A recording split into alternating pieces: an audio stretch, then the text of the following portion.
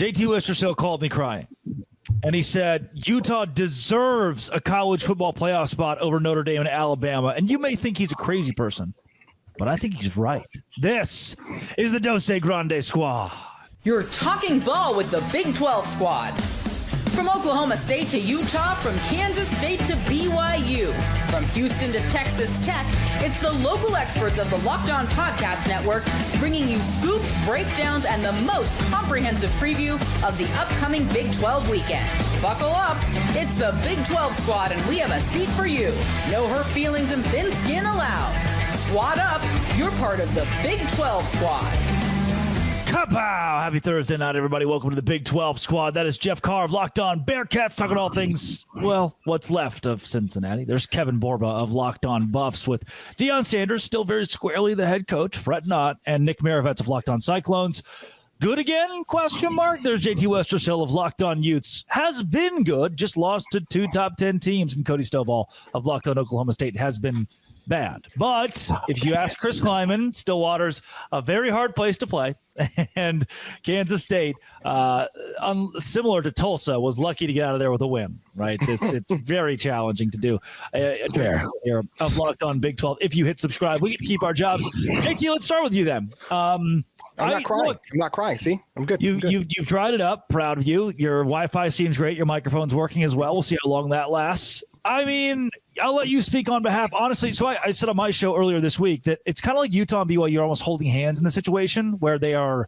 Utah is the barometer. Like BYU can't drop past them. So as long as they stay up, then BYU is going to be that one tick above. But I just think that both teams are still undervalued, considering the 2 lost teams ahead of them haven't really beaten anybody. Oklahoma hasn't beaten anyone? They just beat Alabama. They beat Alabama. I'll probably give you Oklahoma. That's pretty good. You want to make the case against you want to help somebody else here? Well, let's go. Well, Notre Dame, I mean, yes, they have 2 losses, but they were 2 incredibly close losses to a really good team. They looked like they belonged on that field. You do have to reward someone for playing good competition. I don't have an issue with where Utah. I don't have an issue. I know, but they've also dominated teams, which is something like in this instance. Dominated nobody. Who? Notre Dame. Exactly. Notre Dame. Exactly. Notre Dame hasn't dominated anyone. Notre Dame hasn't dominated. They just dominated Pitt. Nobody, because they played no one. They played no. The Pitt coach said he wanted to lose by 100. BYU beat Colorado by 3. BYU went to overtime with Arizona. If they are among the top 10 teams in the country, they should be higher. Like, let's look at scoring margin. Do you know if Did you not just watch Texas A&M play? I did, but Texas A&M also has some good wins on the season too, and they're undefeated. When you're undefeated, you get that cushion. Hence why BYU was ranked higher when they were undefeated. You lose, you get penalized, and not just a loss too. They got blown out, Drake. It's also crazy that you said I was the one crying because I saw as soon as these committee rankings come out, you're the one talking about Oregon is overrated. How is Oregon overrated? They're in the top 5 in scoring offense and top 10 in scoring offense and defense, top 5 in scoring margin. This is a really good Ducks team. BYU got blown out. Oregon has not gotten blown out all season long. I want the BYU Utah to Oregon be higher. lost by double digits at home against the top 5 10. BYU lost by double digits on the road. Don't do that. They lost by 10. They lost by 10 in a Once close it gets game double digits, I give up. After double digits. I stopped counting. That's all. BYU got. There you go. There you go. Oregon didn't look good in the Indiana game at home. Again, I think BYU plays Texas Tech at home. BYU's 3 turnovers away from at least being a 10-point loss, right? They didn't score until the 4th quarter. Yeah, and Utah scored 10 points too. Like I think I would agree that Texas Tech is head over heels better than anybody else in the Big 12. At the same time, I think Oregon's getting love for beating no one. Their best win is still Iowa. Northwestern. Iowa's unranked. Iowa's 5-4, 6-4. BYU has 1 ranked win. Iowa State beat Iowa. We're all beating Iowa. I know. That's right, Drake. We're all beating Iowa. That was a healthy Iowa State team back then when they were. Oh my God! Are you also on the camp of like, well, that was them then, and this is them now? Nick, was Iowa State not better when they were healthy? Yes. Is that breaking news? It doesn't matter. Iowa's always terrible. That's the point that matters. Hey, Parker. Hey. The good news is Iowa beat Xavier in basketball. We here in Cincinnati. Is it basketball season now, Jeff? Is that where we're at already? I need y'all to win this weekend. You're already talking about basketball. Jeez. Football got us to basketball. You're fine with where Utah and BYU are ranked and who they're ranked behind.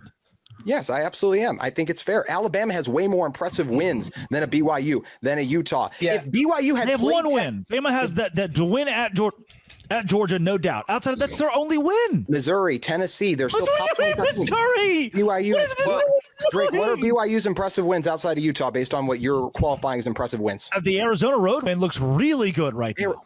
You're going to say the Arizona win looks good, but devalue the Tennessee game. They're one and the same. But one was on the road. Bama played Tennessee at home. I think you're missing two things. But one, I think you're really missing is that once you go from a 4-team to a 12-team playoff, you're talking about like teams that have a shot to win it all. And all, like it's more about qualifying for the dance at this point, because I don't mean to spoil this for anyone. There are never 12 teams that can win it all. Like that will always be. The country won last year. That's 4 spots away from being 12. That's not 12. And that's what I'm saying is like it's never going to be. So the goal is to get in the dance. You need to have like a resume and like having one loss in a Power 4 conference is a resume. It's about being good enough to get in that dance. It's not that there's ever 12 or 16. Notre Dame went to the national championship last year and lost to Northern Illinois. Mm-hmm. They had a bad loss. Doesn't mean they were the second best team in college football. And BYU's resume this year is every bit as impressive as Notre Dame last year, if not more.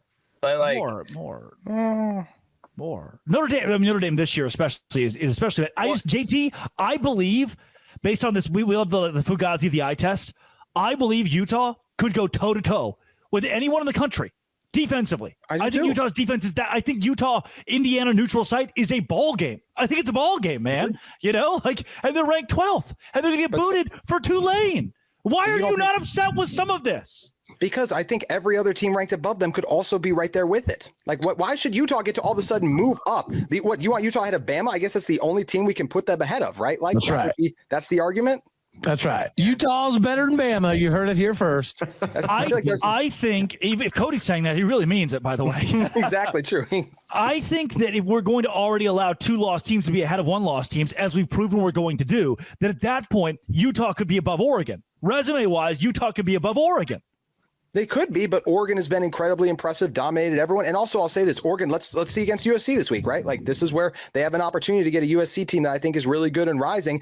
Look, this is where I'm glad that we have the context of saying, hey, there's 2 loss versus 1 loss, but their schedule's been much easier so far on the season. Drake, BYU played no one in the non-conference. That's going to hurt them. So what you're saying is the Big Ten schedule means that they deserve to be ahead of Utah. That makes sense. Well, in this instance, yes, it does. But the Big Ten schedule hasn't even been good. The Big Ten, JT, stop doing JT, Utah's road win against Cincinnati by 1 million points. They invented a new number of points to win by. That is better than any win Oregon has. And Oregon played no one in played an easier non-conference than BYU. Sorry, Cody. I look back at that Iowa win. That's going into the Cyclones' house, getting a win there. That was incredibly impressive. Cyclones? Hawkeyes. Thank you. Yeah, there we go. It is a Cyclone State, though, right now. That is maybe the most disrespected I've ever been. I mean, you also have to think about the SEC is still going to play itself out, right? Like these teams still have to play one another. Oklahoma has to play LSU. Alabama has to play Auburn. Like these aren't ranked matchups, but they're rivalry matchups. Name 2 teams that have already fired their coaches. Have we not seen teams get frisky down the stretch in the rivalry week? Frisky? Hey, we got frisky on Saturday. Not frisky. No, we didn't have Rouge yet. We weren't Rouge yet ready, but we were frisky. Exactly. I think that's the issue, though, right? Like the losses for they weren't hard enough. Count differently. They count differently for the SEC, whether fair or not. Well, it counts differently for Notre Dame. Notre Dame's best 2 wins are losses. Their best 2 wins are losses. Facts. Have you not seen that? Auburn's ranked like 24th. They're the best 4 and 5 team I've ever seen. FBI has Utah above Texas Tech, which is hilarious. The real question is, if Georgia Tech beats Georgia, does Georgia Tech jump into the playoff?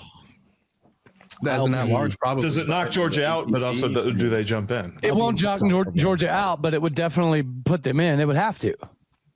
I don't know. Texas A&M has to play at Austin, so that's going to be a tough one. Like, although Texas has looked terrible against Georgia. Like all these teams have at least one remaining matchup. Like they play I mean, they're playing their local high schools this week, but next week is when it gets real. And so a lot of these teams are going to have their season dashed by a team with nothing to lose. Like that is the goal of Auburn, the goal of LSU, the goal of a lot of these schools is to ruin seasons. And we are getting to that point of the year. And not a lot of these schools have room for room, I guess. Yeah, if Oklahoma loses, you're going to see BYU and Utah jump them. That's a good conversation. I need to tell you about FanDuel as well. And on that track, Texas dropped 7 spots. BYU dropped 5 after a road loss against a top 5 team. That helps the Big 12, Locked On Big 12 squad. Today's show is brought to you by FanDuel. And hopefully some sort of headache pills. Thanks, JT.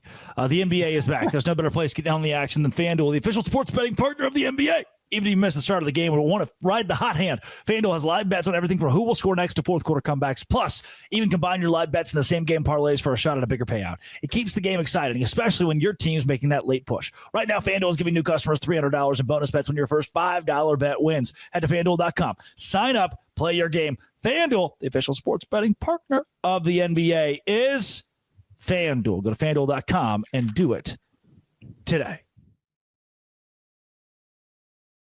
Love the point there about Georgia Tech. And even, if we see Texas beat A&M, right, do they jump ahead? I thought it was very valiant by the committee, who now has an SEC. Sorry, guys. On behalf of my athletic director, sorry, guys, that he can't behave outside of work at all and embarrass the Big 12. That's why I bet. Does he behave at work, too? Is that implied there? Is that true? Can't even dress correctly. It's kind of a trap. He basically assaulted a player for wearing the wrong undershirt. So where does he behave would probably be the better question. I don't think he behaves, actually, now that I think about it. I don't know if he ever has. So sorry about that. Sorry. They appointed an SEC athletic director to be the head of the board of the chair now.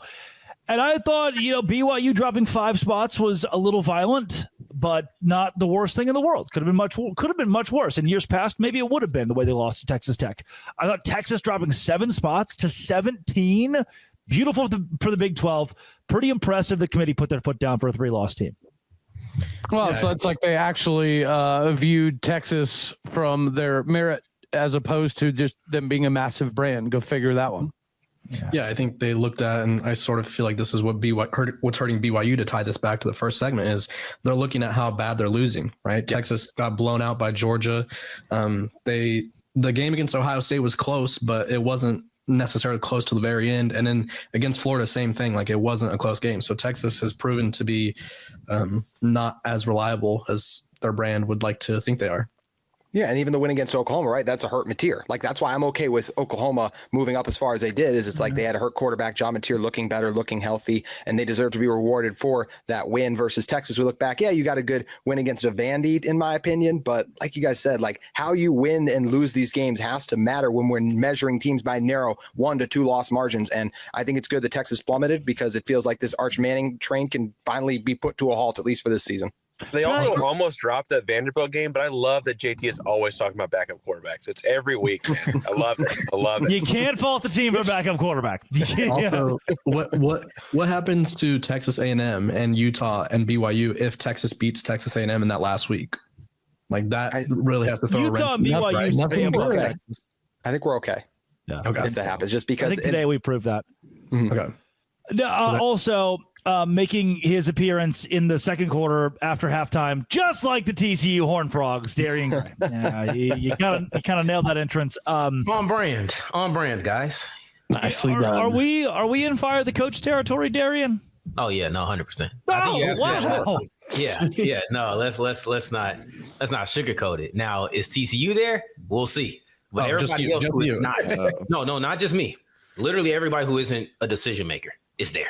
But we'll see what I think. Come on, I see Baylor here. I think we know about feeling like it's time to make a decision, and it just doesn't happen. No. It's been time for like 4 years.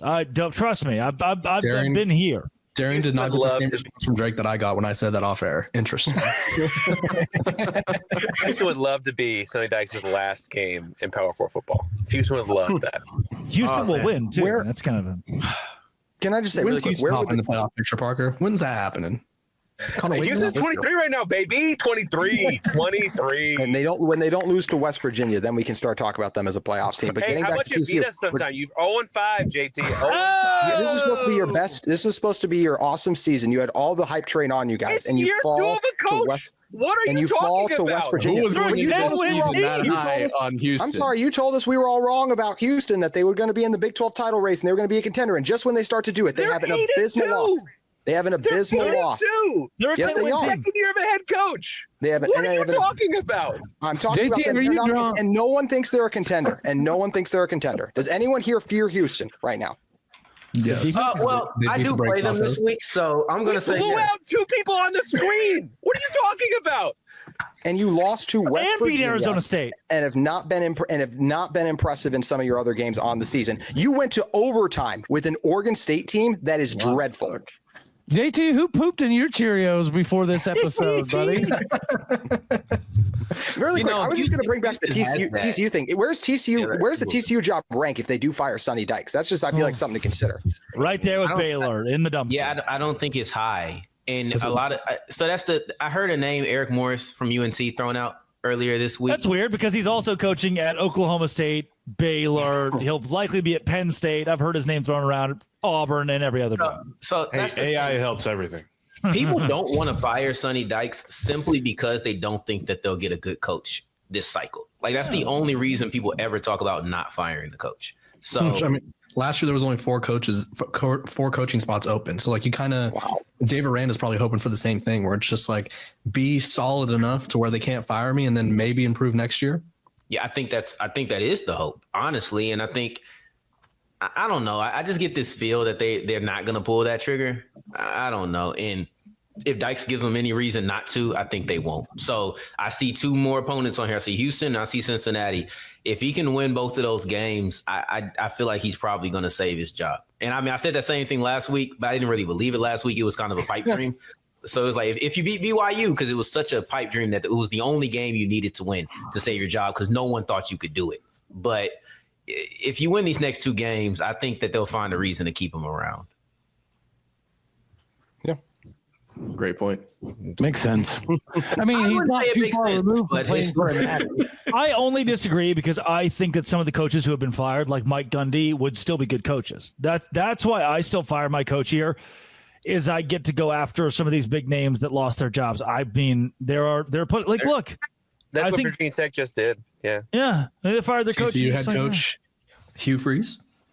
Gary Patterson? No. Gary Patterson. So I just got here. He's trying to get me in trouble, man. He's trying to get me in trouble. The fan base would riot. Or not riot. What's the opposite of riot? Darian, TCU head coach Ed Orgeron. Oh, that'd be a fun one. TCU head coach Kenny Dillingham. It'd be fun. Hey, how do y'all feel about Sam Levitt? Does he bring Sam Levitt with him? How do y'all feel about that? Dillingham and Levitt might go to LSU. Levitt's already linked to Texas Tech and Miami, so he's already been shopped around. And so, I mean, I think that shows that Kenny Dillingham's leaving. Miami's got a history of doing that.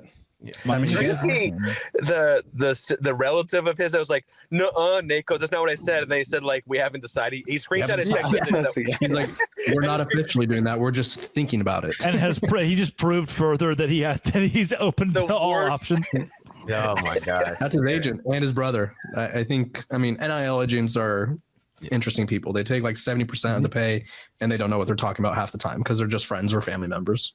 If Kenny Dillingham really left, it would be crazy considering how emphatic he's talked about, like, I'm Arizona State. Okay, I'm a life here. This is my dream job. This would be a part about college football coaching. Every coach is at their dream job until another job comes. Like, he's different. I know, right? but like every job has more money, more resources. Like he could really tap out to Arizona State. Like last year could have been the peak for Arizona State. True. So where does that leave him? Rich Rodriguez. Not Rich Rodriguez. I always thought that Kenny was a kind of guy that would stay at Arizona State for 2 decades. But if you look at what just happened to Mike Gundy, the loyalty aspect of it in this new business is a little bit different. So perhaps Kenny Dillingham understands that sometimes it's better to get out while you're still a legend as opposed to being the villain that Mike Gundy now is. If I may, as well, Nick? if I'm Kenny Dillingham, I look at my athletic director and say, give me more money for NIL, give me more money, give me more infrastructure. And he says, I can't. I look over at Texas Tech and say, I can't compete in this conference, and I leave. I go to the SEC where they're going to dump money into your program. He also may have said they're on your way out by succeeding too early. Like the Mike Gundy thing is very real here, because like what happens if he doesn't succeed at that level he did last year? Do they run him out of town because they're used to that one season? Well, and they run him out of town in a year where there aren't as good of jobs available. Whereas right now you get Tech or Miami, like you mentioned. I think Miami's deal is like it's all crystal ball because they've got everything else set up, and so like I think that's a great gig too. Not that I want to run Dillingham out of the conference, obviously, but like that's right there for him. No, I think Jeff was about to make a really good point there. Commercial break. Jeff, what were you saying? I was going to say you're either on your way out or you're on your way up. That was it. That was the whole damn thing. I just took a commercial break. Nailed it. I made them wait for that. It's the Batman thing, right? Like you're either the hero, you either die the hero or you live long enough to see yourself become the villain. Because I don't think I feel like I don't think that's I That's tripped close. over that one, but Very close. When it comes to college coaching, like you either get that investment and you win and you get picked over by like a handful of schools, or you get fired. Like you don't really stay. I would say Matt Campbell is the long-term hero. He's maybe one of only a few, but you got a few of them left. Well, either way, and Witt and JT Kravis, Witt stayed long enough to be the villain because he's probably the next closest, right? Yeah. Yeah, in terms of that, I guess, yeah, that's fair too. Like JT, think about if Utah, they didn't, obviously. I'm just saying, if Utah done what they did last year, went 5-7, Whittingham is fired the Gary Patterson style, and it's like, oh shoot, he's probably a statue coach, but also bad taste in mouth. Goodbye. Yeah, I don't know if they would have fired him. It's different. I feel like because of what he's guided them through. But you're right. You're right. I mean, Gary Patterson guided them through a lot and got canned. So we'll see. I can also just say really quick, Arizona State is ranked. That's the one thing that is funny is we're talking about they having a down year, and they're currently ranked, and they're without their starting quarterback. Like it is crazy what Kenny Dillingham still continues to do there, and I think that's why he is a very attractive candidate. Right? Didn't Utah beat them 42-10? That's a ranked win, I think. Is that so? They're ranked. But it's not as good as Notre Dame, huh? Utah doesn't deserve to be above Notre Dame, huh? But JT was asking about ranked wins or something earlier, a resume, something. Anyway, someone. Okay, but to JT's point a little bit here, man, Houston really didn't have a rough Big 12 schedule. I'm a Houston stan. Yes. I picked them at 8-4 preseason. I was right that they were going to be insanely good. That was me. I mean, hand up. Hey, I know ball. But we said that in July, Drake. You and I both said, like. Part of the reason they're going to have a bunch of wins this year is because the schedule is fairly friendly, right? But it is also year 2 of a rebuild. They've got the highest ranked recruiting class in school history coming in. I mean, like it's all working upwards. But part of the reason was the schedule. They are at 8 wins. Like they're doing the thing too. You have to do it even if it's in front of you. Yes, they're winning games, but I thought you were talking about them accomplishing. You talked about Connor Wigman and the Heisman race and all these things too. That's also just what I'm saying. Hey man, dude's a homer. I love it. We had 7 home games and we can't win flipping fracking nothing. You win the battle of the fans. Yeah, exactly. You started the trend. Yeah. Yes. Yeah, Houston's a weird team. I think Houston is a weird team in the sense that like they win games, like JT said. But it's kind of like BYU, except they don't just keep winning. They lose to West Virginia, right? Like where we talk about BYU having close wins, but they just find a way to grit it out. I feel like I've seen Houston do that quite a bit. Houston is a talented team. Like I think they're talented. I think that JT and Parker are having 2 kind of different conversations where Parker is saying, look at where we are and look at how we're ascending. True. But then JT saying, are you a contender right now? Yes or no? Or are you a force in the Big 12? Yes or no? So it feels like 2 different conversations, really. That's valid. I totally agree with that. Darian makes a wonderful point. Way too level-headed for the squad show, Darian. Oh, sorry. Yeah, what are you doing? Get out of here with all that logic. So crap. We were a second or 2 away from doomsday scenario. Sorry, Parker, of Houston being 9-1 right now. What would we do with that? Well, actually, don't talk yet. Sorry. I realize what we're gonna do with that. You know how great it would have been if 11-1 Houston and 11-1 Texas Tech went to the Big 12 championship and BYU and Utah backdoored their way to the college football playoff because they didn't have to play in Arlington. That actually would have been really good, like lead block from the left guard, like pulling left guard. Here comes Houston getting eaten by Texas Tech, and BYU and Utah just slip in at number 9 and 10. That's rich right there. Can we talk about something really quick? I thought was actually very concerning for the Big 12 tonight. Did you guys notice how the new CFP chair answered the question about how teams will be viewed who play in a conference championship game? He gave a crap answer. Like, he basically said nothing, but he absolutely in his answer basically implied, like, yes, a conference, you can get a negative strike on your resume even if you make a conference championship game, which is a concern for a Big 12 because it doesn't mean 11-1 BYU. If they were to lose, get blown out again, they would be taken out of this. Or if Utah gets in there and they get blown out or something, like, but any teams, it's just not this is where it hurts. Like, I don't feel like the Big 12 is in a great position to get two teams in right now because I think Tech is going to win the Big 12 title and someone's going to get another loss, and that won't be good. 100%. They set the precedent. I do think that the committee does value the Big 12 more so than in the years previously. I don't know that it's going to hold up, but as it sits now, I would say that the committee seems to be giving the Big 12 at least enough of an ability to get two teams in. So we'll see if it holds. Parker, I don't think it happens. I gave Parker an opportunity to speak, and then I cut him off. I'm sorry, Parker. No, we were talking about a West Virginia loss earlier, and I was going to point out that context people forget is that, like, they had lost a fairly influential coach to cancer that week and played 11 a.m. the day after Thanksgiving. But that always gets lost in the context of that West Virginia game. But Thanksgiving? After Halloween. Sorry, I haven't slept in a long time, but I'm here. Teaching and coaching, baby. Darian, you don't think the Big 12 can get two? I don't think I think they can, but I don't think it happens. Like, I wonder, because mind you, like I said, showed up late, second quarter. Yay. I missed the beginning of what you guys had to say, but I feel like I feel like Oklahoma winning was like the worst thing for the Big 12. It was terrible. So now you're looking at an Oklahoma that plays LSU and Missouri, if I'm not mistaken. Yes, LSU and Missouri, I think. Yes. If Oklahoma gets in, you start going through the numbers.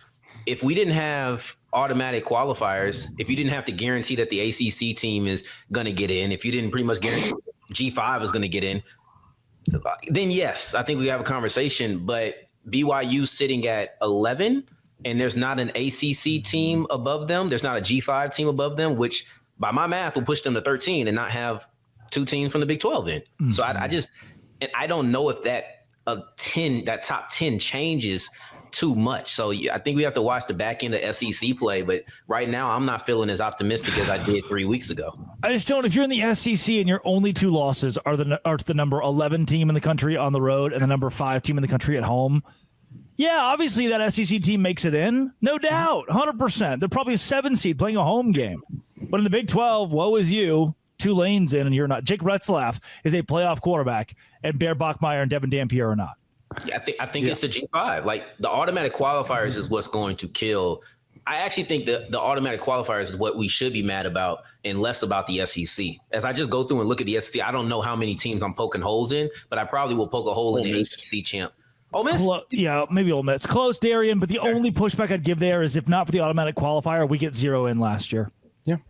I like the automatic qualifier. I'm not against that as a principle, but I do think it's one of the things that may cost a secondary team. So I like it. I think it makes sense, but Tulane is going to get in because the G5 has to get in. If they didn't, then you probably would see a second BYU or a second Big 12 team in BYU or Utah. So, like, I'm with you. I like the principle, but sometimes Texas Tech cost you. But if Texas Tech wins the championship game, I don't think anybody else makes it in. Like, somebody's got to beat them. Feels like and Texas Tech has to be the at-large. I should add that qualifier. You're right. If Texas Tech wins the conference, I think if BYU or Utah make it, then they could make it into the playoff, and then Texas Tech can make it as an at-large. Then don't y'all have me out here rooting on Utah? Don't you put that evil on me, Ricky Bobby?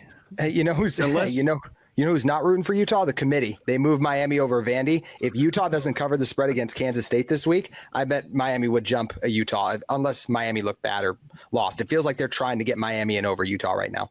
Does Miami have one of those cool Citadel games? I don't think so, actually. They actually play Pitt. Well, first of all, I could rant so long on Pitt and Pat Narduzzi last week going into last week's game, the attitude that he had leading into that, because that's another one. If Pitt could have somehow beat Notre Dame, that would have been good for the Big 12 too. But Miami's got a couple of games down the stretch. None are amazing. And, Miami isn't even going to get into the ACC title game more than likely. So it sucks that could be another at-large team with a chance to jump at Utah. And it feels like they're getting in for big brand because they have bad losses versus Utah only has good losses. Who's your last game, JT? Our last game is Kansas. Okay. Those are two pretty good wins. Oh no, Utah out here beating everybody by 30 points, 20 points. Like that's the we average beating teams by 35 points per game, which is the best margin in the country. That's why Utah continues to stay where they are. They're a dominant force, but you also got to beat the good teams, and we lost to the two good teams. So at the end of the day, if Utah doesn't get in, they have themselves to blame. Imagine if you had Haas Haney, what your season would look like. I don't know, Bird Ficklin, man. Y'all look him up if you have it. He's crazy. The Bird, man. People say if you have two quarterbacks, you have none, unless you're Utah. Unless you're Utah. That is the panel of Big 12 people that we have every week for the Big 12 squad. This has been and always will be Locked On. Thank you for making our shows your first listen every single day. If you hit subscribe, we can keep our jobs. Dose Grande Squad.